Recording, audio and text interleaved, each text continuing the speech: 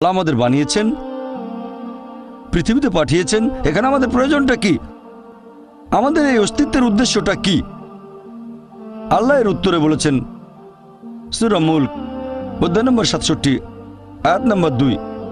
আল্লাহ বলেছেন আল্লাযী খালাকাল মাউতা ওয়াল হায়াতা, যে আল্লাহ সৃষ্টি করেছেন মৃত্যু ও জীবন পরীক্ষার জন্য। কে তোমাদের মধ্যে কর্মে উত্তম?